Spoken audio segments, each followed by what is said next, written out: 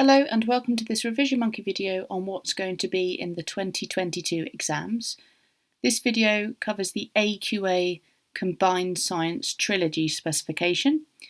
So that's for students that do 6 exams at the end of their course, all of which are 1 hour and 15 minutes long.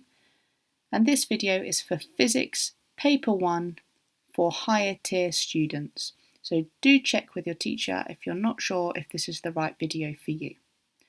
So for Physics Paper 1 higher tier, they've told us the topics that aren't going to be assessed in the paper are series and parallel circuits, domestic uses and safety, so that's also in the electricity topic, so domestic uses of electricity and safety regarding electricity, and internal energy and energy transfers. They've told you the required practicals to focus on for this exam, and those are specific heat capacity and current potential difference graphs. And I'll put a link in the description to a video that focuses on just these 2 required practicals. So it goes in detail about both, so do look at that video as well. But the rest of this video is going to focus on the topics that the exam board have told us will be the major focus of the exam. And these are energy changes in the system and the ways energy is stored before and after such changes, energy transfers, changes of state and the particle model and pressure, atoms and isotopes, and atoms and nuclear radiation.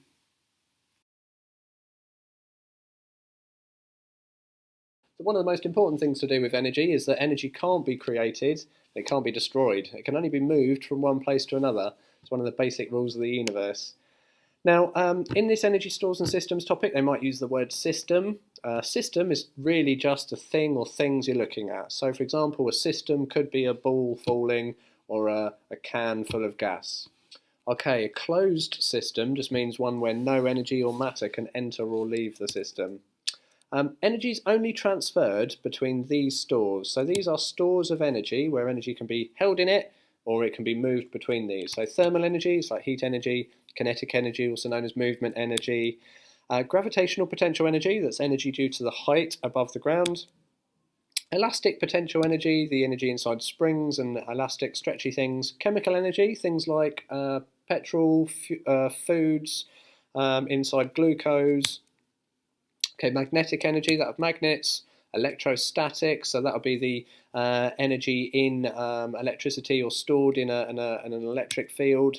Nuclear energy, that energy inside an atom. Okay, so those are the 8 different types you need to know about, and energy can transfer between those types. So energy can be transferred by heating, or we can say that energy can be transferred by doing work. Now when we talk about doing work, that means the same as the energy transferred. So we've got a kettle is transferring heat energy, so there'll be some electrical energy arriving in the wire. That electrical energy will be transferred into heat energy in the filament, and that heat energy will go into the water. So that's how energy can be transferred there. And the number of joules of energy, of electrical energy, will be transferred into the number of joules into the water. But also there'll be a little bit of sound as well that comes out as wasted energy. So here are some examples of how we can do work to transfer energy. Well, when we throw a ball upwards, there is chemical energy inside his arm, and that chemical energy inside his arm will be transferred into the kinetic energy of the ball as he throws it upwards.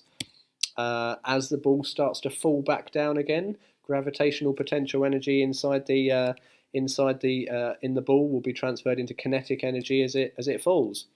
A speeding car, which is hot on the brakes there, as you can see with our the red glowing brake pads there. Well, when we look at that, we can see down here that that's glowing red because we're transferring kinetic energy into thermal energy that's inside the tyres there. And when we crash a car, we're transferring the kinetic energy, transferring that into kinetic energy to make the crumple zones crumple. So that moving metal as it crumples, that's changing the speed into transferring that energy into the crumple zones and down here. Okay, so conservation of power then. Conservation of power is the rate of doing work. So the rate of transferring energy, how quickly I'm using energy or transferring energy. So two equations for this. We've got power equals energy divided by time, or power equals work divided by time. Remember that power and work done and energy transferred are the same things. Okay, so our two equations there, and look, they've even got the same units just to prove that they are the same thing. Okay, so there's something you need to know with power. You need to be able to describe how two machines with the same machine rather with two different powers, how it will do its job differently. Now we can say that both of these hairdryers will be able to do the same amount of work. They can both transfer the same amount of energy. They'll both dry the hair up eventually. But one's got a higher power rating than the other. That'll be this lucky lady here. And the one with a higher power rating is going to dry her hair more quickly. It's going to transfer the same amount of work to dry the hair, but it's going to do it more quickly because it's got a bigger power. And the reason for that is that we're dividing our energy transfer by time. So the shorter the time, the bigger the power. Okay, the shorter the time, the bigger the power. Okay, so kinetic energy and potential energy. So kinetic energy, we all know that that's movement energy. Well, there's an equation you need for that. So kinetic energy, measured in joules, is equal to half, or 0.5, times mass, times velocity squared. Okay, so that's velocity times by velocity. Okay. Now, gravitational potential energy, so the energy due to the height above the ground, is potential energy equals mass times gravity times height. Now the unit for these then are down here. We've got gravitational potential energy in joules, mass measured in kilos, gravity field strength in newtons per kilo. You'll be given that in the exam. You don't need to recall that number. And the height as well. Okay, so for example, we've got someone jumping off of a cliff. They have gravitational potential energy stored in them at the top because of their height up here. And this will transfer, as they fall, this will transfer into the kinetic energy. The further down they fall, the faster, the higher the kinetic energy, until they land very safely at the bottom there, I hope. Okay, so specific heat capacity. I've left this till the end of the topic because this is a part where we really want to try and focus to get just a few marks in a 6-mark question related to this. We don't feel like you have to get the entire method correct, that you have to aim for 6 marks or nothing. So let's have a look at this required practical to see how we can pull out marks on this. So definition of specific heat capacity. The specific heat capacity of a material decides how much energy it takes to increase the temperature of a kilo of that material by 1 degree Celsius. So the equation for this is the energy required is found by the mass of that object, as we said the mass is involved, times by the specific heat capacity, times by the change in temperature. Okay, and here are our units. So energy in joules, mass in kilos, specific heat capacity, joules per kilogram degree Celsius, and this theta thing up here, that egg-shaped thing, is the temperature change, okay, in degrees Celsius. Now, if we have a look at the practical here, well, what have we got here? This is a rough diagram showing us how we're going to carry out a practical to investigate the specific heat capacity of this block. So this is a metal, and we want to find out how much energy does it take to increase that temperature by 1 degree. So to do that, we've got our thermometer here, we've got our metal block on the inside, and we've insulated it. It's a really important idea that we put insulation around the outside so that the heat we're putting into the block stays in the block and doesn't come out and warm up the room. We don't want that. So what else have we got? We've got a power supply here providing our electricity. This here is our heating element, so our electricity is going to be transferred into heat inside this metal block. Now up here we've got two things. We've got a voltmeter and we've got an ammeter, because they're going to help us to work out the power, the energy transferred. They're going to help us with this energy transferred bit over here. Okay, so let's have a look at this then. So these are our two pictures from the previous slide, and let's have a look at a potential method for how to find the specific heat capacity of a material. And again, don't feel like you need to get every single part of this to get 6 marks. If we're hitting 2 or 3 marks, we'll be doing really well on this type of question, because it is a nasty one. So how to find the specific heat capacity of a material? Firstly, weigh the block. we need to know from the equation, if you look at the equation closely, we need to know the mass. So measure the mass. Okay, we can all remember to do that. Insulate the block, wrap it up, take the starting temperature. If you think about finding this number here, our change in temperature, that's got to come with taking the starting and the final temperature. So easy marks so far. Weigh it, take the starting temperature, at the end take the final temperature. Okay, so we're going to turn on the heater, we're going to time how long the heater's on for. Now take the ammeter, that's going to give you the current, and the voltmeter is going to give you the voltage, and then use power equals current times voltage to calculate the power of the heater. Once we know the power of the heater, we can then use energy transferred equals power times time to calculate the energy transferred to the block. That will tell us over here, that will tell us our E, our energy transferred, leaving us to be able to rearrange this to find C. So take the final temperature, calculate the change in temperature theta, now rearrange the specific heat capacity equation to find C. So C equals E over M times theta. Like I said, don't feel like you have to get all marks there, but just think about how am I going to take some readings here to be able to work out the missing variables of the equation for me to find C.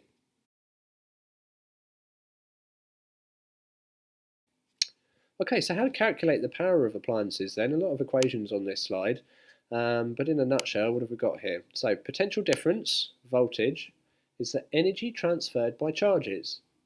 So energy is the charge times the voltage, and voltage is the energy transferred per charge. Okay, same equation, just rearranged. So energy is measured in joules, charge in coulombs, voltage in volts. So there's three different ways of calculating power for electrical appliances. We've got power equals energy divided by time that we've seen before. Power equals I squared R, so current squared times resistance. And we've got power equals current times voltage. So P equals IV, P equals I squared R, P equals E over T, or P equals W over T. So the national grid then, this is our electricity distribution network. So the national grid is made up of these parts. It's made up of a step-up transformer, it's made of our cables, and it's made of our step-down transformer. So the step-up transformer, the job of that is to increase the voltage to reduce energy loss in the cables as heat. So it reduces energy lost as heat. The step-down transformer, just before the house, before our homes, that reduces the voltage back to safe levels for households. So step up increases the voltage to reduce heat loss, step down reduces the voltage to make it safe again. The particle model. So what do we know about the particles in a solid, in a liquid and in a gas? So what can we say about the energy of the particles? Well, as they go from solid to gas, so we can imagine this as maybe water. We've got our ice and we've got our normal water, we've got our steam up here. And check out my handwriting. Yes, it's like a toddler. So there is my steam. Okay, so we've got our ice all the way up to steam. Energy of the particle goes up as we go from solid to gas. The arrangement then, so here they are all touching. Liquids, they are partially touching. Gases, they are not touching. They're far apart from each other. What about the forces of attraction then? Well, solids, they have strong forces of attraction. That's why they are so close together. Gases, really weak forces of attraction. In fact, they've broken their forces of attraction. That's why they're not touching each other, they're not connected. And the distance between the particles, that also goes up. And the shape of them, so these ones will, will sit at the bottom of a container. Liquids will fill the entirety of the bottom of a container, and gas will fill up the whole of a container. Density. Density is basically how much mass is packed into a volume. The more mass you pack into a volume, the bigger that number is, the bigger the density. Okay, the smaller your volume, the smaller that is, the bigger the density. So you put mass into a smaller volume, you've got a bigger density. And that is rho, that's the unit, the symbol there for density. Rho equals mass divided by volume. Mass in kilograms, volume, meters cubed. Okay, giving us our density in kilogram per meters cubed. So we can calculate the volume of a regular object like a cuboid by doing width times length times height. We can find the volume of a liquid really easily. We put it into a measuring cylinder, and 1 milliliter on our measuring cylinder is the same as 1 centimeter cubed. So that gives us our volume really easily. Now, if we want to take find the density of an odd-shaped object like a Lego man, so for each of these equations, whether we're doing the cuboid, a liquid, or the Lego man, we need to be weighing them on a set of scales first to find their mass. So we just basically need to find these things in the equation. So we can calculate our volume by doing width times length times height, or from a measuring cylinder, or by dipping our Lego man into our Eureka can here. And when you put the Lego man into the water, he will shift an even volume of water, an equal volume of water to his volume. So out will come water, and we can collect that in a measuring cylinder. So that water goes into here, and that will tell us the volume. Okay, so how can we use the particle model to explain gas pressure then? What is gas pressure? Gas pressure is caused by particles hitting the walls of a container. They're hitting the walls, and that provides the pressure that we feel when we squeeze maybe on a bicycle tyre. It's a measure of the force of those particles per unit area. So force over area. So pressure equals force over area. And here we see that the forces are at right angles to the direction of them hitting the walls. So we can increase gas pressure in 3 different ways. We can increase the temperature, and each of these ways will make more collisions happen with the wall. So increasing the temperature means they move faster, hit the wall more often. Reducing the volume, so making the box smaller, will mean that the particles hit the walls more often. Putting more particles in will mean more particles hit the walls more often. So when we look at developing the model of the atom, the ancient Greeks had the idea of uncuttable, indivisible, small units of matter. You chop them up into atoms, and you can't chop them up anymore. In 1897, so just over 120 odd years ago, J.J. Thomson proposed the plum pudding model. Well, what is the plum pudding model? It has got a positively charged dough, like the cakey element of the plum pudding, and that's all positively charged. And then we've got little electrons spread throughout it, spread randomly throughout it. As we can see, this is really different to the model that we now know. So how did the model change from this plum pudding model into our new model? Well, here comes the Rutherford and Marsden's gold leaf experiment. So this was where a beam of alpha particles was fired at a really thin layer of gold leaf in here. And we can see here that a lot of the particles went straight through. Some of them were deflected a little bit, and a very small number were deflected back by more than 90 degrees.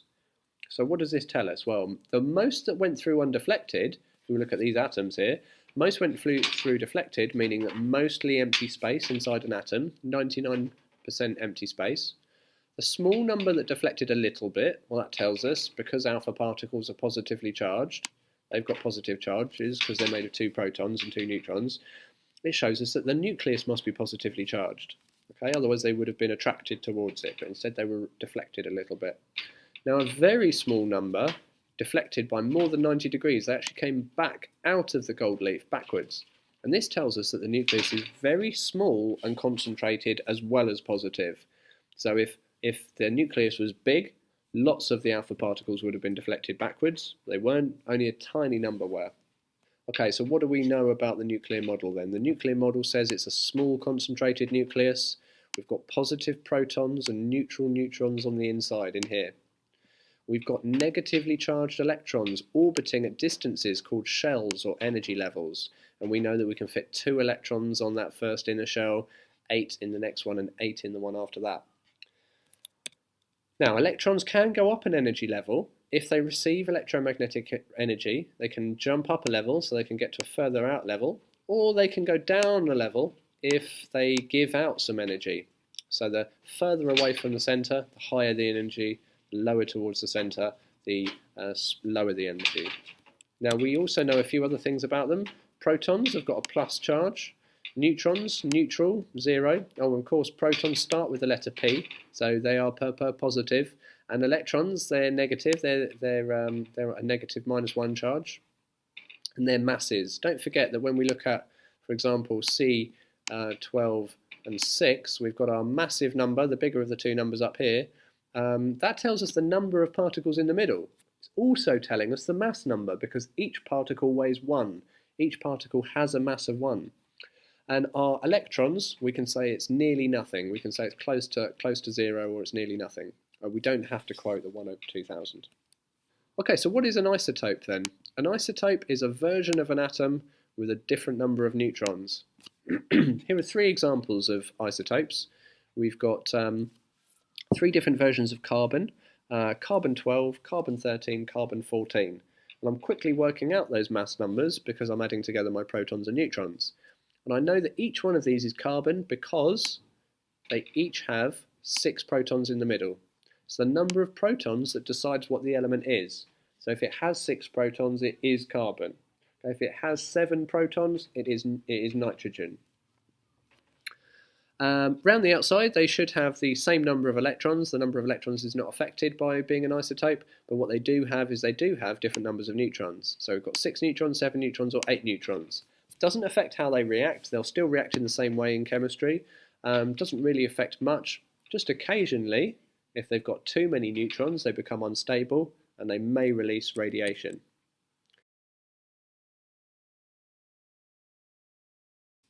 Okay, so isotopes and nuclear radiation then. What do we know about our 3 types of radiation given out of the nuclei of unstable atoms? We can get alpha radiation, beta radiation, gamma radiation. These are our Greek letters here. It's basically like a little A. There's like a capital B with a tail, and there's like a squirrely Y. Here are our symbols for them.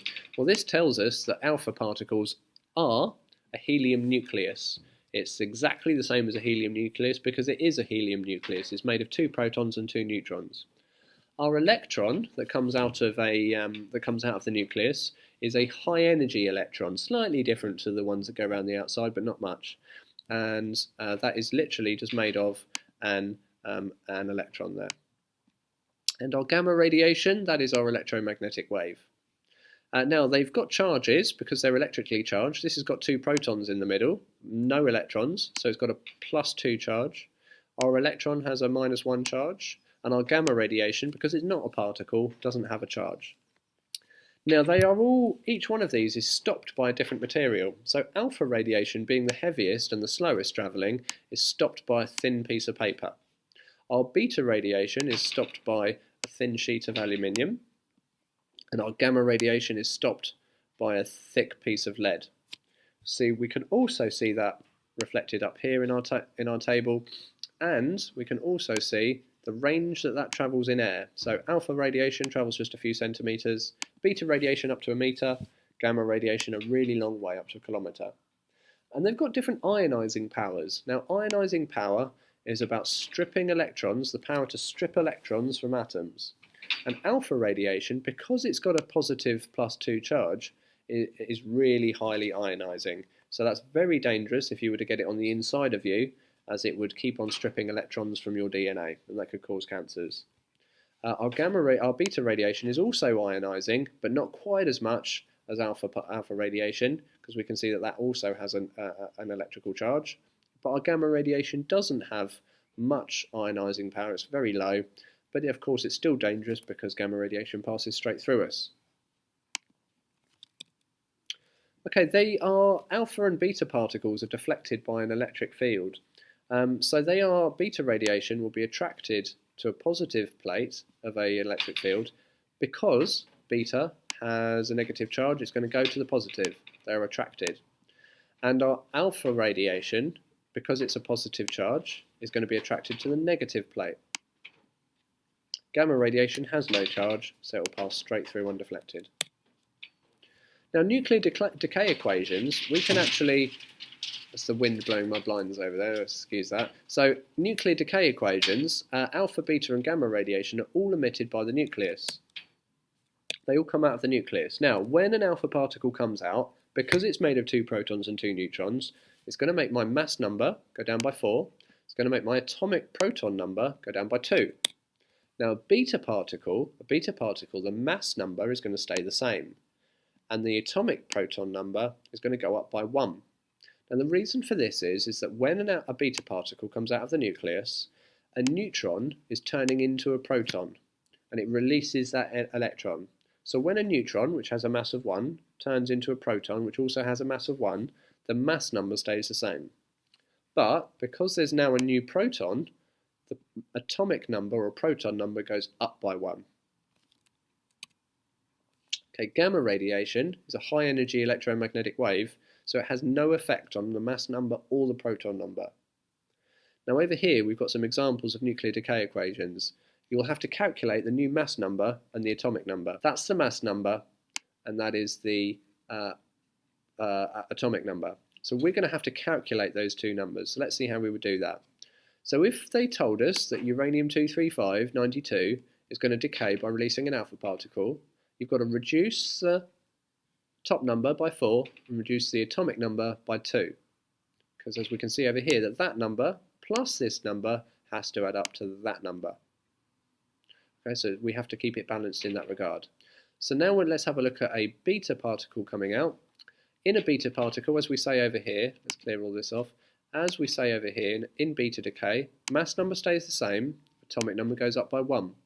Mass number is 14, stays the same at 14, and atomic number goes up by 1. When it goes up by 1, it's no longer carbon, it's now nitrogen. Okay, so you just need to make sure that these numbers here, your 7 and your -1, balances to your 6. Over here, your 14 and your 0 balance to 14. And then when we release a gamma wave, there is no change to those mass numbers and atomic numbers. They stay the same. Okay, so calculating half-life then. So half-life of a radioactive material, we say it in two different ways. It's the time taken for the radioactive count rate to go down by half, or it's the time taken, another way of saying the same thing, the time taken for the number of radioactive atoms to go down by half. So how to calculate half-life from a graph. So if it's the length of time, here we've got our time going along the bottom there. If it's the length of time, for the nuclei number to go down by half, what we have to do is look and see what is our starting number there. Well, that is 100 nuclei, and that's going to go down by half. So we go down halfway, we draw a straight line across to the graph, and then we draw it down from the graph. Now you're going to use a ruler and do it neater than me, but you must show you're working with this because there'll be marks for that. So look at the starting count, half it, draw a line to the graph and down to the time. That is your half-life. So let's try again with this one here. Your counts per minute starts off as 80. So we halve that, 40, we draw across to the graph, and then we draw down. So here my half-life is 2 days. Here my half-life is 10 seconds. Notice where I'm getting the days and the seconds from the units over here. Okay, now there's another way of looking at half-life, and that's to be able to work out from the starting count rate how the count rate goes down each half-life. So the radioactivity or the count rate of radioactive rocks goes down over time. They become less radioactive over time as the radioactive atoms decay into normal atoms. So have a look at this example. Half-life of a material X is 2 years. So every 2 years, the number of radioactive atoms goes down by half. Not divided by 2, not going down by the same amount each time, but by going down by half each time. So the count rate started at 240 counts per second, it would fall to 120, then 60, then 30, etc. and so on. Okay, irradiation and contamination. So to irradiate means to shine nuclear radiation like a torch. This is useful for sterilising medical equipment or treating cancer. So you can focus it onto some cancerous cells, or we can shine it like a torch at some equipment that needs to be sterilised. Alpha, beta or gamma radiation can come out in a stream and hit an object. Afterwards, the object is not radioactive anymore. So because it's the alpha and beta and gamma particles themselves that are coming out, there is nothing that stays on the materials itself. Afterwards, the object is not radioactive, and therefore it's not dangerous. as the alpha and beta and gamma will have been absorbed or released. So that is irradiation. Now, irradiation is different to contamination. To contaminate with radiation means that we have put radioactive atoms and we've attached them to an object, so that there is an actual lump of maybe uranium or plutonium or any other radioactive material that's attached to the object, and that's why we say contaminated. Now, this can be useful sometimes. So it's dangerous because those objects can continue to release alpha, beta, and gamma radiation, even unless you remove the contaminating material. So this can be really useful if you want to see inside a human during a medical checkup. So, for example, a patient may drink a barium liquid to see inside their stomach, and here we have, there's a spine. Here we have their small intestine here, and we can see the travel of this barium liquid through their digestive system, and that might be really helpful to see maybe blockages or issues. We can also check for water leaks in a sealed water pipe. So they would seal the ends off of the water pipe to find the leak. They would pump down a radioactive material, and we can call this contamination, to contaminate the water. And they'll be able to use a detector up above the ground to see where the highest amount of radiation is. And they'll notice that it's coming out from where the leak is.